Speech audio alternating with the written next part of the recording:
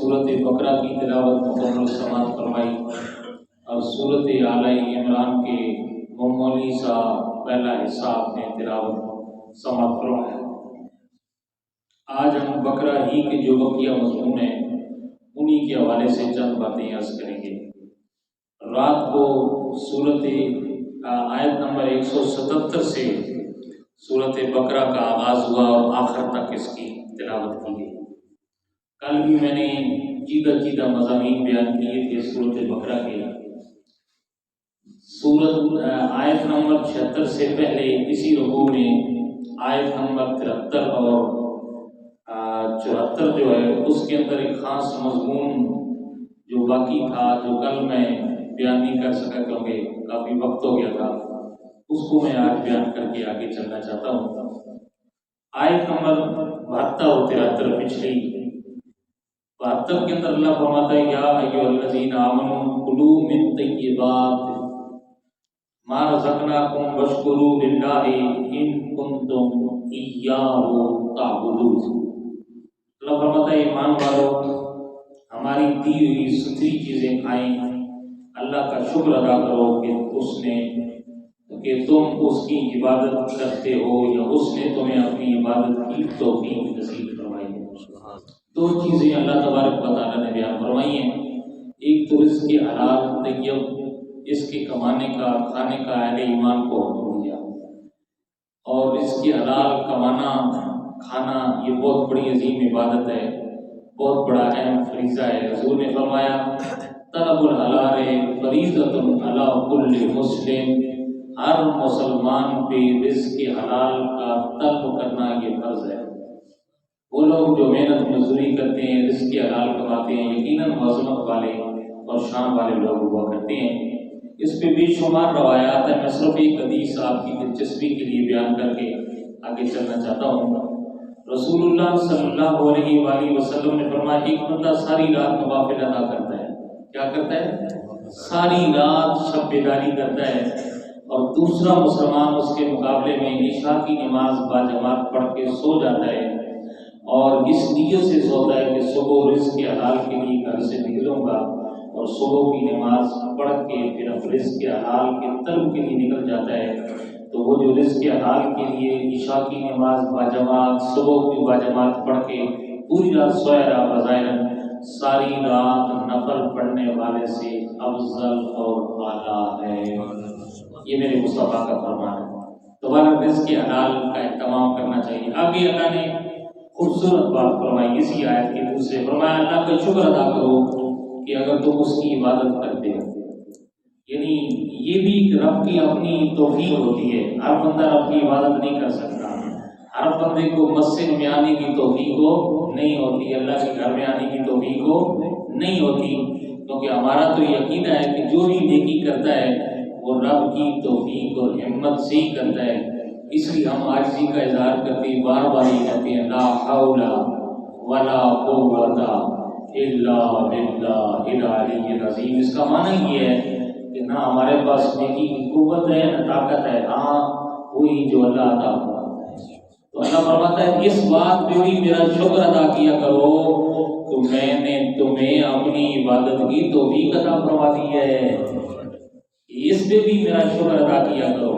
वरना बड़े बड़े लोग हैं जनाब, दुनिया की किसी चीज़ की कमी नहीं है, लेकिन रब की बारगाह में झुकने से उनको मौका ही नहीं है, इधर आते ही नहीं है। ये रब की तौफीक से होता है। अगली बात इसी से अगली आयत में अल्लाह ने चार अहम चीज़ें जो हराम हैं उनको बयान फरमाई है। इन्नमा हर्रमा अलैकुमुल मैतता वद्दमा व लहमल खिंज़ीर व मा उहिल्ल बिही लिगैरिल्लाह। चार चीज़ें कुरान ने जो बड़ी हराम है उनको बयान फरमाया है। एक फरमाया मुर्दार खाना हराम, दूसरी चीज़ फरमाई दम खून, तीसरा लहम खंजीर खंजीर का गोश्त, और चौथी बात वमा उहिल्ल बिही लिगैरिल्लाह, अल्लाह के अलावा गैरुल्लाह पे ज़बह किया हुआ जानवर। ये चार चीज़ों की हुर्मत को अल्लाह ने बयान फरमाया।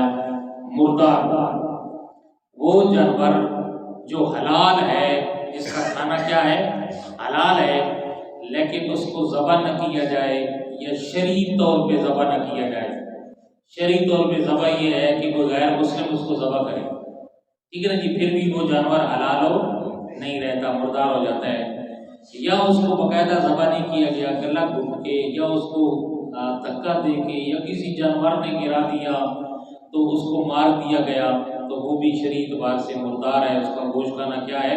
جائز نہیں ہے، جب تک اس کو شرعی اعتبار سے مسلمان کلمہ گو ذبح نہیں کرے گا۔ اسی طرح کوئی حلال جانور ہے، مثلا کوئی گائے بکرا ان کو کھانا جائز ہے، لیکن اس کو ذبح نہیں کیا، زندہ اس کی کسی عضو کو کاٹ کے وہ بھی کھانا مردار کے حکم میں ہے، وہ بھی کھانا جائز نہیں ہے۔ ایک بات۔ دوسری بات، خون کا کہا ہے۔ خون کیا ہے؟ ہر جانور کا خون، چاہے وہ حلال ہے چاہے وہ حرام ہے، اس کا خون حرام ہے۔ انسان کا خون کیا ہے؟ حرام ہے۔ دم مسبوح، وہ خون جو ذبح کرتے وقت گردن سے نکلتا ہے جانور کا، وہ خون بھی کیا ہے؟ حرام ہے۔ ہاں، وہ خون کے ذبح کرنے کے بعد حلال جانور کو جو اس کے گوشت میں رہ جاتا ہے وہ کھانا حلال، اس کو حلال ہے۔ اگر وہ کپڑے کے ساتھ لگ جائے تو کپڑا ناپاک ہو نہیں ہوتا۔ جیسے کہ ہم قربانیوں کے موقع پہ یا ویسے بھی جانور ذبح کرتے ہیں تو جو بھی گوشت ہوتا ہے ذبح کرنے کے بعد اس کے ساتھ خون تو ہوتا ہے، لیکن وہ خون کیا ہے؟ پاک ہے۔ لیکن اس کے علاوہ پھر ہر خون جو ہے وہ کیا ہے؟ ناپاک ہے، حرام ہے۔ تیسری چیز جو اللہ نے بیان فرمائی، لحم خنزیر، خنزیر کا گوشت۔ حالانکہ خنزیر ایسا جانور ہے جو نجس العین ہے، جس کے ناخن بھی نجس ہیں، جس کے بال بھی نجس ہیں، جس کا گوشت بھی کیا ہے؟ نجس ہے، ٹھیک ہے نا جی۔ کچھ اور انواع حرام جانور ہیں جن کا گوشت ہم نہیں کھاتے، خچر، گدھا، کتا وغیرہ جتنے بھی ہیں، لیکن وہ نجس العین نہیں ہے۔ ان کا جھوٹا وہ تو نجس ہے، ان کا گوشت وہ تو حرام ہے، خون تو حرام ہے، لیکن ان کے جسم کے ساتھ خشک ہے، اگر ان کا جسم کپڑے مس ہو جائیں تو کپڑے ناپاک ہو نہیں ہوتے، بشرطے کہ اس کا جسم گیلا نہ ہو، اس کے ساتھ کوئی گندگی لگی ہوئی نہ ہو۔ لیکن خنزیر ایک ایسا جانور ہے کہ اس کے بال بھی ناپاک ہیں، اگر کسی کا کپڑا بھی اس کے ساتھ مس ہو جائے گا تو وہ بھی ناپاک ہو جائے گا، ٹھیک ہے نا جی۔ کیا ہے یہ؟ خنزیر ہے، تو خنزیر کا گوشت۔ اسی طرح چوتھی بات، غیر اللہ کے نام پہ کوئی چیز ذبح کی جائے۔ اچھا، اس میں بہت سے لوگوں کو مغالطہ پڑ گیا، ذبح سے پہلے یا ذبح کے بعد کسی جانور کو کسی غیر اللہ کے نام کی طرف منسوب کرنا، اس میں کوئی حرج نہیں ہے۔ مثلا آپ بچے کا عقیقہ کرنا چاہتے ہیں، بکرے لائے ہیں، کوئی پوچھے تو آپ کیا کہیں گے؟ یہ عقیقے کے بکرے ہیں، یہ جو ہے وہ ولیمے کے بکرے ہیں، ایسا ہی ہے نا جی۔ یہ میں اپنے والدین کے اصحال ثواب کے لیے جانور لایا ہوں، تو اس طرح کا منسوب کرنا یہ جائز ہے، ٹھیک ہے نا جی، ناجائز نہیں ہے۔ کسی کو کسی چیز کی طرف منسوب کر دینا، یہ کس کی گاڑی ہے جی؟ اقبال صاحب کی گاڑی ہے، یہ کس کا مکان ہے جی؟ فلاں کا مکان ہے، تو اس طرح چیز ناجائز نہیں ہوتی، یہ مجازی نسبت ملکیت کی یہ جائز ہے۔ حقیقی ہر چیز کا مالک خدا ہے، ٹھیک ہے نا جی۔ لیکن جو جانور حلال ہے اس کو ذبح کرتے وقت بسم اللہ، اللہ اکبر لینا ہے، اللہ کا نام۔ اگر کسی غیر اللہ کا نام لے گا، غیر اللہ میں اگر کوئی نبی بھی کیوں نہ ہو، بسم اللہ نبی اللہ کہا، بسم اللہ فلاں کہا، کسی ولی کا نام لیا ذبح کرتے وقت، تو وہ جانور حرام ہو جائے گا۔ بولو، وہ جانور کیا ہو جائے گا؟ حرام ہو جائے گا۔ تو حلال کب ہوگا؟ جب اس کو اللہ کے نام پہ ذبح کیا جائے گا۔ اس مسئلے کو بیان کیا گیا ہے۔ اگلی بات، جہاں سے رات کو آغاز ہوا سورت بقرہ کو رات کو تلاوت کی گئی، لیس البر ان تولوا وجوہکم قبل المشرق والمغرب۔ اللہ فرماتا ہے نیکی یہ نہیں ہے کہ صرف قبلہ کی طرف، مشرق یا مغرب کی طرف منہ کر کے تم نماز پڑھ لو، صرف اس کا نام عبادت نہیں ہے، اس کا نام نیکی نہیں ہے۔ بنیادی چیز ہے عقیدہ۔ بولو، بنیادی کیا چیز ہے؟ عقیدہ۔ اور اس کے بعد پھر دیگر جتنے بھی حقوق العباد ہیں ان کو ادا کرنا بھی مسلمان کے لیے ضروری اور لازمی ہے۔ صرف مسلمان کہے کہ بس جی میں 5 وقت کی نماز پڑھ لیتا ہوں، یہ کافی ہے، اللہ فرماتا ہے صرف یہ نیکی صحیح نہیں ہے جناب۔ پہلی بات تو یہ ہے کہ اپنے عقیدہ صحیح کریں۔ اچھا، عقیدے کے بھی ابھی کئی جو ہیں وہ قسمیں ہیں یا جزء ہیں جس میں عقیدہ ہے۔ سب سے پہلے تو رب کی ذات کے بارے میں عقیدہ رکھنا چاہیے کہ وہ حی ہے، وہ قیوم ہے، وہ علیم ہے، وہ بصیر ہے، وہ وحدہ لا شریک ہے۔ ٹھیک ہے نا جی، ایک تو رب کے بارے میں یہ پہلا عقیدہ۔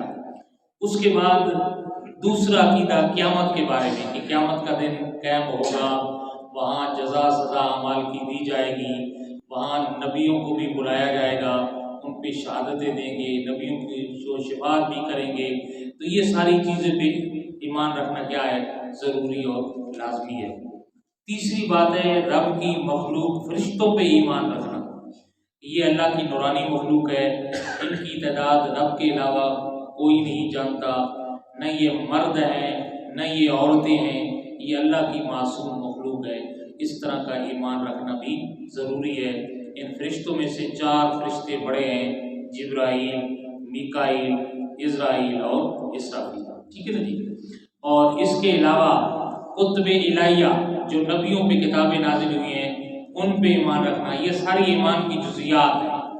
ٹھیک ہے نا جی، کہ تورات جو ہے وہ حضرت موسیٰ پہ نازل ہوئی، اور انجیل جو ہے وہ حضرت عیسیٰ پہ نازل ہوئی، زبور حضرت داؤد پہ نازل ہوئی، قرآن پیارے مصطفیٰ صلی اللہ علیہ وسلم پہ نازل ہوا۔ اس کے علاوہ دیگر نبیوں کو جو صحائف عطا کیے گئے، ان سب پہ ایمان رکھنا کیا ہے؟ ضروری ہے۔ یہ ایمان کی بھی جز ہے۔ 5ویں بات کہ سارے نبیوں پہ ایمان رکھنا بھی، کہ کم و بیش کتنے ہیں جی؟ 1,24,000 یا 1,40,000، 2 روایات ہیں نبیوں کے بارے میں۔ اس پہ ایمان رکھنا کہ جتنے بھی نبی ہیں وہ کیا ہیں؟ حق ہیں، سچ ہیں، برحق ہیں۔ اس پہ ایمان رکھنا بھی ضروری ہے۔ تو یہ کیا ہے؟ ایمانیات۔ اس کے بعد اللہ فرماتا ہے کہ وَآتَ الْمَالَ عَلَىٰ حُبِّهِ، اللہ کی محبت میں صرف نماز ہی نہیں پڑھنا بلکہ جو اللہ نے مال عطا کیا ہو اس کو بھی رب کی بارگاہ میں عطا کرنا، مال کو بھی اللہ کی بارگاہ میں خرچ کرنا۔ مال کے مصرف 6 ہیں، قرآن نے بیان فرمائے ہیں، جن کو آپ صدقات و خیرات دے سکتے ہیں۔ کتنے قسم کے لوگ ہیں؟ 6۔ پہلے وہ غریب جو آپ کے قریبی رشتہ دار ہیں ان کو صدقہ کرنا، یہ قرآن نے بیان فرمایا ہے، اور اس پہ میرے مصطفیٰ نے فرمایا ڈبل ثواب ہے، ایک رشتہ داری کا، دوسرا صدقہ خیرات کا، صلہ رحمی کا۔ اور دوسرا جو ہے وہ یتیم، قرآن نے بیان کیا ہے، یتیم اس شخص کو کہتے ہیں کہ جو نابالغ ہو اور اس کے سر سے باپ کا سایہ اٹھ جائے، تو کسی یتیم کو صدقہ خیرات یا اس کی پرورش بہت بڑی عبادت ہے۔ حضور نے فرمایا جس گھر میں یتیم پلتا ہے اس گھر کے اندر اللہ کی رحمتوں کا نزول ہوتا ہے، اور جو یتیم کو پالتا ہے کل قیامت والے دن میرے ساتھ یوں کھڑا ہوگا جس طرح کی ہاتھ کی انگلیاں آپس میں ملی ہوئی ہیں۔ اسی طرح مسکین، محتاج واقعہ جس کو ضرورت ہے تو کسی ضرورت مند کو اس کو دینا، یہ بھی کیا ہے؟ اجر ہے، ثواب ہے، اور اس پہ بھی کیا ہے؟ بہت بڑا نفع ہے۔ میرے آقا امام الانبیاء نے فرمایا ایک بندے کو صدقہ دینے سے 3 بندے جنت میں جائیں گے۔ کتنے بندے جنت میں جائیں گے بولو؟ 3 بندے، ایک بندے کو صدقہ دینے والا۔ پوچھو گے حضور کون؟ ایک تو وہ جو صدقے کا مالک ہے، صاحب، جس نے حکم دیا کہ یہ صدقہ دیا جائے۔ دوسرا وہ بندہ کہ جس نے اس صدقے کو یا اس کا کھانے کو تیار کیا، اس کے جتنے بھی معاونین ہیں اس کے ساتھ، اس کی بیوی ہو گئی، اس کے بچے ہو گئے، بھائی ہو گئے، ان کو بھی اللہ جنت عطا فرمائے گا۔ اور تیسرا وہ خوش نصیب، حضور نے فرمایا وہ غلام جو کسی کا مال آگے تقسیم کرتے ہیں اپنے مالک کے حکم پہ، پھر حضور یہاں مسکرائے اور اللہ کی بارگاہ میں یوں اللہ کی حمد بجا لائی کہ تمام تعریفیں اس رب کے لیے جس رب نے ہمارے غلاموں کو بھی نہیں بھولا، ان کو بھی جنت عطا فرمائے گا۔ اللہ اکبر، یہ حضور کی حدیث ہے۔ اور اس کے علاوہ مسافر پر، یعنی اگر کوئی امیر ترین بندہ بھی ہے، سفر پہ ہے جی، اور اس کو ضرورت پڑ گئی ہے، زیادہ راہ اس کے پاس کچھ بھی نہیں ہے، تو اس پہ بھی صدقہ خیرات لگتا ہے، بے شک وہ امیر کیوں نہ ہو، لیکن سفر میں اب اس کے پاس کچھ نہیں ہے، مجبور ہے، تو اس کو بھی آپ دے سکتے ہیں۔ اسی طرح سائل، جو بھی سوال کرنے والا ہو، جس کے پاس نہیں ہے اسے دے۔ اور 6 نمبر پر قیدی غلام، ٹھیک ہے نا، آج کل غلاموں کا دور نہیں ہے، علماء نے فرمایا قیدی وہ قیدی کہ جو بے قصور جو ہے وہ قیدوں میں بند ہے، اگر اس کا کوئی جرمانہ ادا کر کے اس کو آزاد کراتا ہے قید سے تو اس عمرے میں وہ بھی شامل ہو جائے گا۔ اچھا، مال کیسا خرچ کرنا چاہیے؟ اللہ تبارک و تعالیٰ نے قرآن مجید میں یہ بات بیان کر دی ہے کہ رب خود پاک ہے، وہ چاہتا ہے کہ اس کی بارگاہ میں پاک مال دیا جائے، ایک خود اس کی بارگاہ میں عمدہ مال دیا جائے۔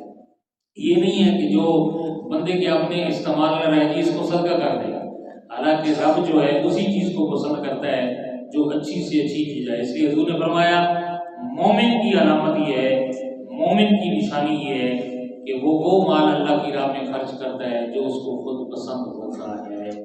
تو مال کب خرچ کرنا چاہیے؟ جب اللہ نے صحت عطا فرمائی ہے، مال عطا کر رکھا ہے، اس وقت مال خرچ کرنا چاہیے۔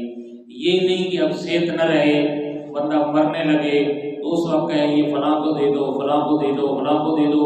حضور نے فرمایا اب تم نبی کو ہو تو یہ فلاں فلاں کا ہو جائے گا۔ مزہ تب ہے کہ جب تمہیں ضرورت تھی، اللہ نے تمہیں صحت عطا کر رکھی تھی، تو اس صحت میں تو خود آخرت کے لیے ذخیرہ کرتا اور اللہ کی راہ میں مال خرچ کرتا، تو اس کا ایک اپنا ہی فائدہ ہے۔ اس کے بعد اللہ تبارک و تعالیٰ نے سورت میں روزے کی فرضیت بیان فرمائی، یا ایھا الذین آمنوا کتب علیکم الصیام۔ اللہ فرماتا ہے ہم نے ایمان والوں پہ روزہ فرض کیا، اور یہ صرف ایمان والوں پہ نہیں ہے، ان سے پہلے بھی روزہ فرض تھا، اور فرضیت کا مقصد یہ بیان کیا لعلکم تتقون، تاکہ تمہیں تقوی نصیب ہو جائے۔ بندہ روزہ رکھتا ہے تو نفسی جو خواہشات نفسانی ہیں وہ مر جاتی ہیں، ختم ہو جاتی ہیں، اور یوں بندے پہ تقوی پیدا ہو جاتا ہے، خوف الہی پیدا ہو جاتا ہے، نیکی کی طرف بندہ جو ہے وہ راغب ہو جاتا ہے۔ اس لیے میرے مصطفیٰ نے فرمایا نوجوانوں کو چاہیے کہ وہ نکاح کریں، اور اگر نکاح کرنے کی استطاعت نہیں رکھتے تو پھر اپنے نفس کی خواہشات سے بچنے کے لیے روزہ رکھیں۔ کیا کریں؟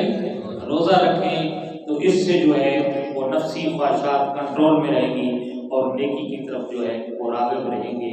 تو یہ اللہ تبارک و تعالیٰ نے روزے کی حکمت بیان فرمائی ہے۔ اس کے بعد اللہ نے شہر رمضان الذی انزل فیہ القرآن، رمضان کے مہینے کی عظمت بیان فرمائی ہے کہ یہ وہ مہینہ ہے جس کے اندر ہم نے قرآن کو نازل کیا ہے، یہ عظمت والا مہینہ، اس کو اللہ تبارک و تعالیٰ نے بیان فرمایا ہے۔ اس کے بعد اللہ نے قصاص کو بیان کیا پہلے سے۔ قصاص یہ ہے کہ جب کوئی بندہ کسی کو قتل کر دیتا ہے تو اس کے بدلے میں قتل ہے، اور جب کسی کی آنکھ نکال دیتا ہے تو بدلے میں آنکھ ہے، ہاتھ کاٹ دیتا ہے تو بدلے میں ہاتھ ہے۔ اور اللہ فرماتا ہے یہ رب نے تمہارے اوپر یہ قیدیں اور یہ سزائیں دے کر تمہیں تمہارے اوپر احسان کیا ہے۔ اور یقیناً آج ہمارے ملک میں یا وہ اسلامی ملک جہاں اسلامی قوانین نہیں ہیں، بد امنی یا دہشت گردی اس لیے ہے کہ وہاں اسلامی نظام کا نفاذ نہیں ہے، اسلامی سزائیں نہیں ہیں، ورنہ اس کو غیر گزرے زمانے میں بھی وہ ملک جہاں اسلامی سزائیں ہیں وہاں آج بھی دہشت گردی کم ہے، وہاں آج بھی چوریاں ڈکیتیاں کم ہیں، وہاں آج بھی قتل و غارت کم ہے۔ اس کی وجہ یہ ہے کہ جب یہ سزا سامنے ہونا کہ میں نے کسی کو قتل کیا تو مجھے اس کے بدلے میں قتل کیا جائے گا، تو پھر قتل کرنے سے بندہ پہلے 100 مرتبہ سوچے گا۔ جس ملک میں یہ نظام ہو کہ قتل کیا جی 2-4 لاکھ روپے ہے تو باہر آ جاؤں گا، میں جو ہے تھانے میں مک دوں گا، یا آگے FIR بھی ایسا کرا لوں گا، یا جیسا کہ ہمارا نظام ہے آگے جا کر جو عدل کی منصب پہ بیٹھے ان کو خرید لوں گا، تو پھر وہاں قتل و غارت عام ہوا کرتی ہے۔ جب سزائیں لاگو ہوتی ہیں اسلامی تو وہاں پھر قتل و غارت یا دہشت گردی نہیں ہوا کرتی۔ تو اس چیز کو اللہ تبارک و تعالیٰ نے بیان فرمایا۔ اس کے بعد اللہ تبارک و تعالیٰ نے اور ایک بات بیان فرمائی، وَإِذَا سَأَلَكَ عِبَادِي عَنِّي فَإِنِّي قَرِيبٌ أُجِيبُ دَعْوَةَ الدَّاعِ إِذَا دَعَانِ۔ اللہ فرماتا ہے میرے مصطفیٰ یہ میرے بندے میرے بارے میں تجھ سے سوال کرتے ہیں، ان سے کہہ دیجئے میں تمہارے قریب ہوں، اتنا قریب ہوں کہ جب بھی میرا بندہ مجھے پکارتا ہے میں اس کی پکار کا جواب دیتا ہوں۔ یہ اللہ نے اعلان فرمایا۔ جب صحابہ کو کہا گیا پھر اپنی بارگاہ میں دعا کرو تو صحابہ نے اس کے حضور ہم کیسے دعا کریں، ہمارا رب کہاں ہے، کس نام سے دعا کریں؟ تو اس وقت اللہ نے آیت نازل فرمائی کہ آپ جب بھی جس وقت بھی چاہیں اپنے رب کو یاد کریں. رب کا وعدہ ہے وہ اپنے بندے کی آواز پہ لبیک یا عبدی کہتا ہے میرے بندے میں حاضر ہوں بتاؤ. تو یہ میرے رب کی مہربانی ہے، اس کو بیان کیا جا رہا ہے. آگے ایک اور کو بیان کیا احل لکم لیلۃ الصیام الرفث الی نسائکم، تمہارے اوپر رمضان کی راتوں میں عورتیں حلال کر دی گئی ہیں. جب روزہ یہ فرض ہوا نا شروع میں تو کچھ سختیاں تھیں، ان میں سے 2 سختیاں وہ اس قرآن کی آیت میں سورۃ بقرہ میں اس کے اندر بیان ہوئی ہیں، وہ توجہ سے سنیں. پہلی سختی یہ تھی کہ جس طرح دن کو بندہ اپنی بیوی کے پاس نہیں جا سکتا، رات کو بھی بیوی کے پاس نہیں جا سکتا تھا. ایک سختی یہ پابندی تھی شروع میں جب روزہ فرض ہوا. اور اس کے بعد دوسری پابندی یہ تھی کہ رات کو جب ایک دفعہ مغرب سورج غروب ہو گیا اس کے بعد جو اس نے کھا پی لیا یا نہیں کھایا، غروب ہونے کے بعد اگر کوئی بندہ سو گیا تو رات کو کسی حصے میں بھی اٹھے تو پھر اس کو دوبارہ کھانا پینا جائز ہو نہیں تھا. تو یہ 2 واقعات پیش ہوئے. چند صحابہ سے ایسا ہو گیا کہ رات کو انہوں نے جو ہے اپنی بیویوں کے ساتھ مشاورت کر لی اور پھر وہ رسول اللہ کی بارگاہ میں حاضر ہوئے اور کہا حضور ہم سے یہ غلطی ہو گئی. تو اس وقت اللہ تبارک و تعالیٰ نے یہ سختی دور کر کے اعلان کر دیا احل لکم لیلۃ الصیام الرفث الی نسائکم ہن لباس لکم وانتم لباس لہن. رمضان کی راتوں میں عورتیں تمہاری بیویاں تمہارے لیے حلال ہیں، وہ تمہارا لباس ہے تو ان کا لباس ہو. تو پھر اللہ نے اس پابندی کو اٹھا دیا. ایک دوسری بات کہ رات کو کھانا پینا جائز نہیں تھا. ایک مرتبہ جب سورج غروب ہو جاتا تو بندہ جب تک جاگتا رہتا کھاتا رہتا سحری تک ٹھیک ہے، اگر وہ درمیان میں سو گیا تو دوبارہ سحری سے پہلے اٹھ بھی گیا تو پھر بھی اس کے لیے کھانا پینا جائز ہو نہیں تھا. ایک صحابی تھے جن کا نام حضرت سرما بن قیس ہے. یہ ایک مرتبہ باغ میں کام کاج کرتی روزے کی حالت میں گھر شام کو واپس آئے. روزہ تو افطار کر لیا کھجور پانی سے جو بھی اس وقت میسر تھا، لیکن کھانا ابھی دیر تھی پک رہا تھا. بیوی پکا رہی تھی، تھکے ہوئے تھے، چرپائی پہ لیٹے اور آنکھ لگ گئی سو گئے. اب جب کھانا پک کے آیا سو چکے تھے. اب شریعت نے منع کیا ہوا تھا، اٹھے تو کہنے لگے اب تو کھانا نہیں کھا سکتا، شریعت نے منع ہے. پھر دوسرے دن بھی بغیر کھائے پیے انہیں روزہ رکھ لیا اور پھر اسی طرح باغ میں کام کاج کے لیے چلے گئے. تو پھر دن کو کام کرتے کرتے 2 دن کے بھوکے تھے، لاغر ہو گئے، کمزور ہو گئے، یہاں تک کہ وہ بے ہوش ہو گئے. جب یہ بات رسول اللہ کو معلوم ہوئی تو اس وقت اللہ تبارک و تعالیٰ نے پھر یہ آیت نازل فرما دی کلوا واشربوا حتى يتبين لكم الخيط الابيض من الخيط الاسود من الفجر. پھر اللہ نے فرمایا جب سورج غروب ہو جائے اس وقت سے لے کر صبح صادق تک پوری رات چاہے سو چاہے کھاؤ، جو کچھ چاہو تمہیں اللہ نے اجازت فرما دی. یہ اس وقت حکم نازل ہوا. تو اس کو اللہ تبارک و تعالیٰ نے کیا کیا بیان فرمایا. اس کے اندر اس کے علاوہ ایک اور خوبصورت دعا کی تعلیم اللہ نے ارشاد فرمائی جو دنیا معافی میں ہمارے لیے کافی ہے. اس صورت میں فرمایا ربنا، پوری آیت یہ ہے وَمِنْهُمْ مَنْ يَقُولُ رَبَّنَا آتِنَا فِي الدُّنْيَا حَسَنَةً وَفِي الْآخِرَةِ حَسَنَةً وَقِنَا عَذَابَ. ایک بڑی جامع معنی دعا ہے، اس کو مانگا کرو. اور صحابی رسول حضرت سیدنا انس بن مالک کہتے ہیں اکثر امام الانبیاء یہ دعا ارشاد فرمایا کرتے تھے، اکثر آپ یہ دعا مانگا کرتے تھے. کیا ہے؟ ربنا آتنا فی الدنیا حسنہ، اے اللہ جو دنیا کی بھلائی ہے وہ بھی مجھے عطا فرما، جو آخرت کی بھلائی ہے وہ بھی عطا فرما. اس بھلائی میں سب کچھ آ جاتا ہے، ٹھیک ہے جی، مکان آ جاتا ہے، سواری آ جاتی ہے، رزق آ جاتا ہے، نیک اولاد آ جاتی ہے، نیک بیوی آ جاتی ہے، کاروبار، سارے معاملات اس کے اندر کیا ہیں شامل ہیں.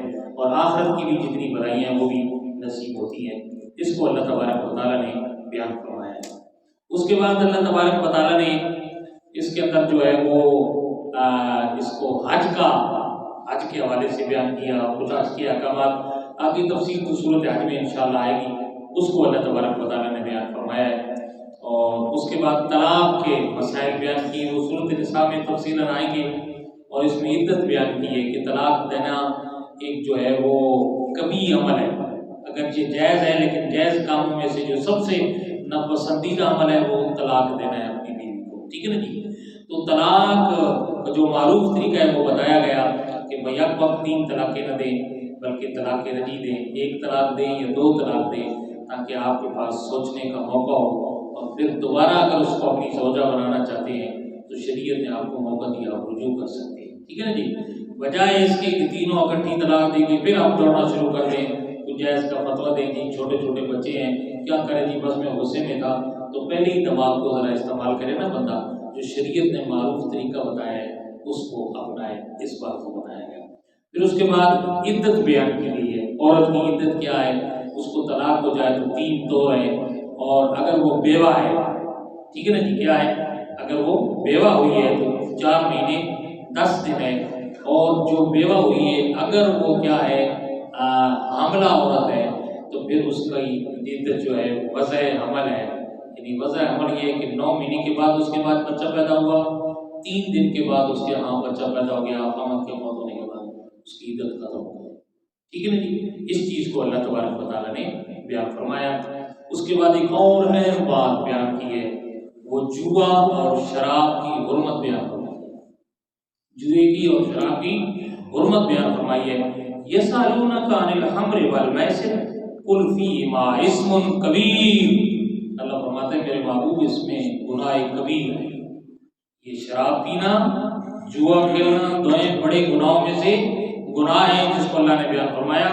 اللہ فرماتے ہیں منافع للناس، اس میں منافع تو ہے تھوڑا بہت دنیا میں، لیکن اسم ما اکبر من نفعہما، منافع سے زیادہ اس کے اندر کیا ہے، گناہ ہے، زیادہ شر ہے، لہذا یہ دونوں چیزیں حرام کر دی گئی۔ ایک کیا ہے، شراب، کیونکہ شراب سے بندے کی عقل ظاہر ہو جاتی ہے، اور جب عقل ظاہر ہو جاتی ہے تو پھر ماں اور بہن کا فرق ختم ہو جاتا ہے، اس لیے شراب کو حرام کر دیا گیا ہے۔ اور جوئے سے بدنامی ہوتی ہے، بندہ کنگال ہو جاتا ہے، اپنا مال خرچ کر لیتا ہے، ٹھیک ہے نا جی، اور بد زمانے میں بدنام ہو جاتا ہے، یہ فلاں جواری ہے، اس لیے دونوں چیزوں سے اللہ تبارک و تعالیٰ نے منع فرمایا۔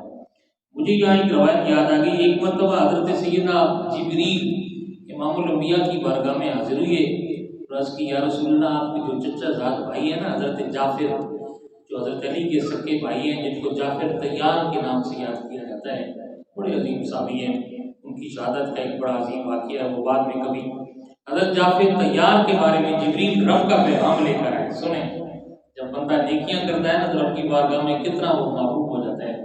حضرت جبریل پیغام لے کر آئے حضور کی بارگاہ میں، حضور اللہ فرماتا ہے جعفر کو ہم 4 خصلتوں کی وجہ سے پسند فرماتے ہیں، ان کے اندر 4 خصلتیں ایسی ہیں کہ ہم ان کو پسند کرتے ہیں۔ حضور بڑے خوشی ہوئی، حضور نے حضرت جعفر کو بلایا، فرمایا جعفر کو کون سی تمہارے اندر 4 خصلتیں ہیں کہ جس کی وجہ سے میرا رب بھی تجھے آسمانوں سے پیغام محبت بھیج رہا ہے؟ تو حضرت جعفر نے عرض کیا رسول اللہ، پہلی خصلت یہ ہے کہ میں نے زمانہ جاہلیت میں بھی شراب نہیں پی ہے، شراب کے قریب نہیں گیا کبھی، ٹھیک ہے نا جی۔ اب تو شراب کا حضور حکم آ گیا، حرام ہو گئی ہے۔ زمانہ جاہلیت میں جب ہر گھر کی زینت سمجھی جاتی تھی، شراب کو ایک اعزاز سمجھا جاتا تھا پینا، میں نے اس دور میں بھی شراب کو ہاتھ تک نہیں لگایا۔ اس کی وجہ یہ ہے کہ حضور اس سے عقل ظاہر ہو جاتی ہے، اور میں نہیں چاہتا کہ میری عقل ظاہر ہو، معاشرے کے اندر میری جو عزت ہے وہ ظاہر ہو، اس لیے میں شراب کو نہیں ہاتھ لگایا۔ ایک خصلت تو حضور یہ ہے۔ حضور فرمایا دوسری خصلت کیا ہے؟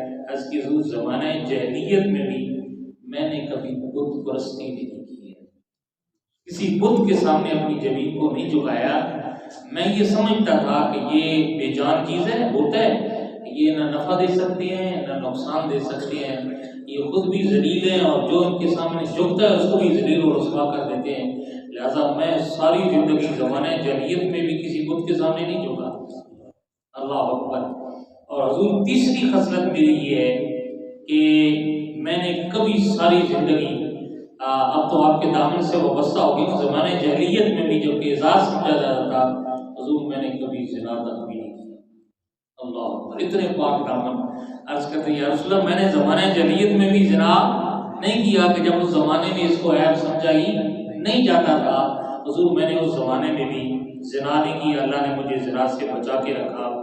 اور چوتھی خصلت یہ ہے حضور کہ آج تو آپ کے دامن سے وابستہ ہوں، کبھی سوچ بھی نہیں سکتا، زمانہ جاہلیت میں بھی کبھی میں نے جھوٹ تک نہیں بولا، حضور کبھی تک میں نے جھوٹ تک بھی بولا تو پتہ چلا یہ 4 خصلتیں ایسی ہیں کہ جس بندے کے اندر آ جائیں میرا رب اس کو اپنا معبود بنا دیتا ہے۔ شراب نہ پینا، اللہ کے علاوہ کسی کی عبادت نہ کرنا، اور زنا سے بچنا اور جھوٹ سے بچنا۔ اور حضرت جعفر فرماتے ہیں حضور جھوٹ اس لیے نہیں بولتا تھا کہ اس کے اندر کمینہ پن ہے، بندہ کمی ہو جاتا ہے، کمینہ ہو جاتا ہے، لوگوں کے سامنے شرمندہ ہی ہو جاتا ہے نا۔ دیکھو ایک جھوٹ ہوتا ہے اس کو چبانے کے لیے جہاں بھی چلے جائیں 100 جھوٹ اور بولے جاتے ہیں، ہوتا ہے کہ نہیں؟ ہمارے معاشرے میں روز کی بات ہے، لیکن پھر بھی ہارا کر رکھنے والا سمجھتا ہے کہ یہ جھوٹ ہے، یہ کیا ہے؟ جھوٹ ہے۔ اس بات کو اللہ نے بیان فرمایا۔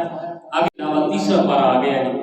تیسرے پارے کے آغاز میں اللہ تبارک و تعالیٰ نے نبیوں کی فضیلت اور شان بیان فرمائی ہے، خاص طور پہ 3 نبیوں کی۔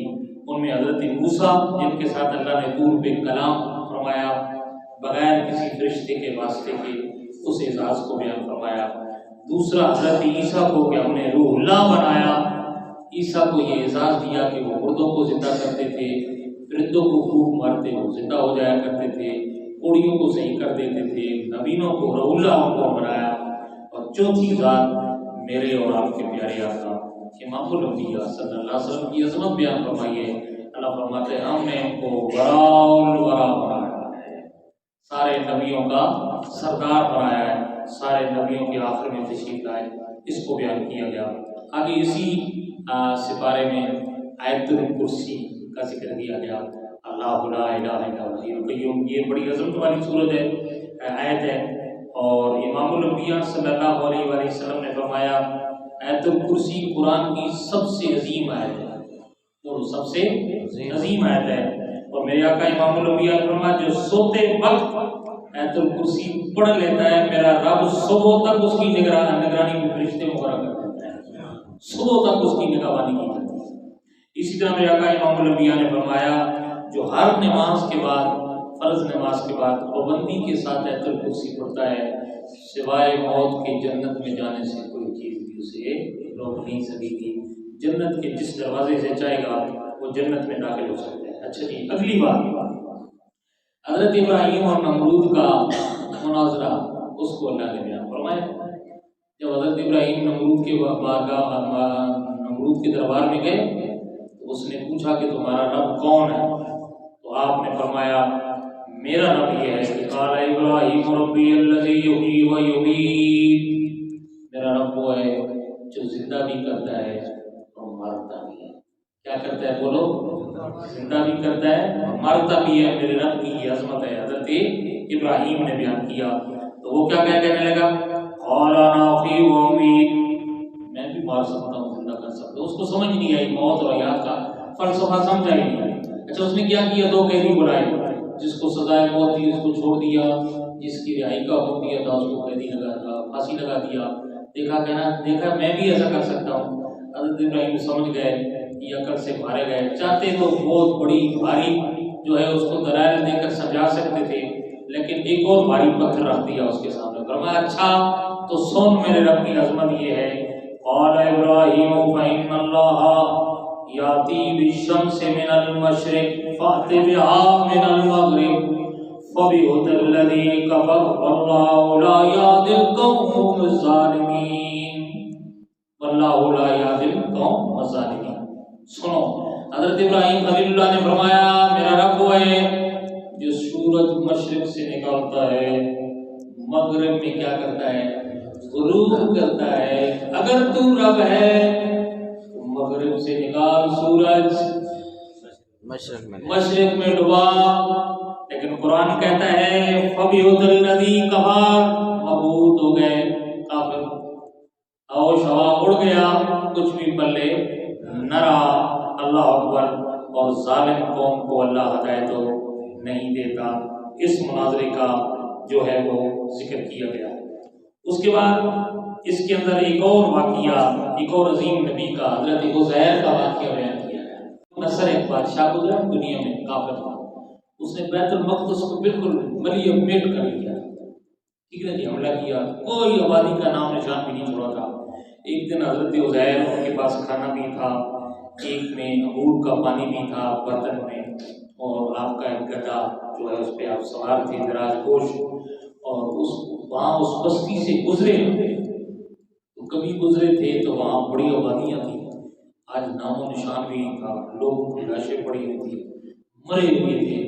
تو تعجب کا اظہار کرتے کہنے لگے کیا رب اس آبادی کو بھی دوبارہ زندہ کر لیتا، اس کو بھی دوبارہ پہلے کی طرح آباد کر دے گا، یعنی حیرت کا اظہار کیا۔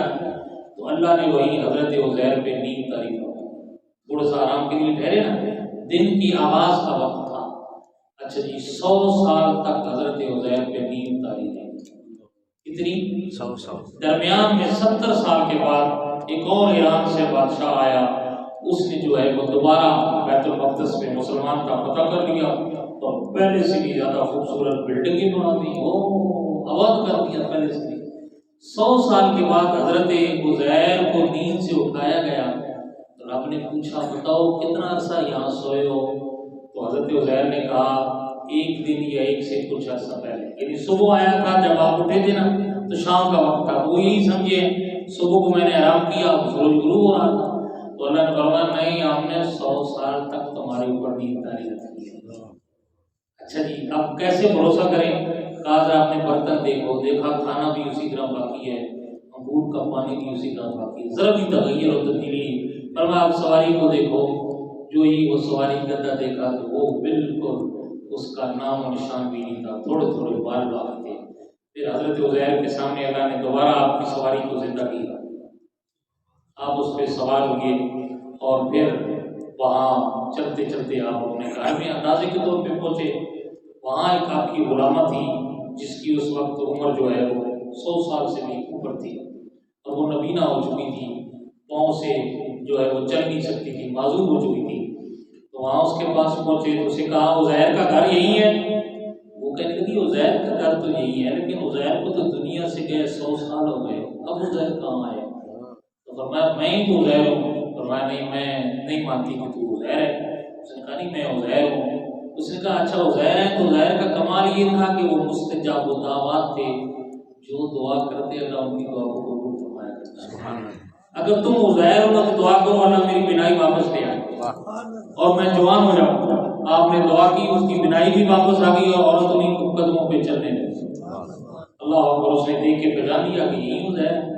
پھر لے گئی اس کو وہاں جہاں مجمع لگا ہوا تھا۔ سنیں وہاں آپ کے بیٹے جن کی عمر اس وقت 140 سال ہو چکی تھی، یعنی باپ کی عمر 40 سال تھی، حضرت عزیر جب نیند طاری ہوئی تو اس وقت حضرت عزیر کی عمر 40 سال تھی، اور آپ کے بیٹے کی اس وقت عمر 120 سال تھی، اور آپ بھی 40 سال کی دوبارہ زندہ جب گئے تھے۔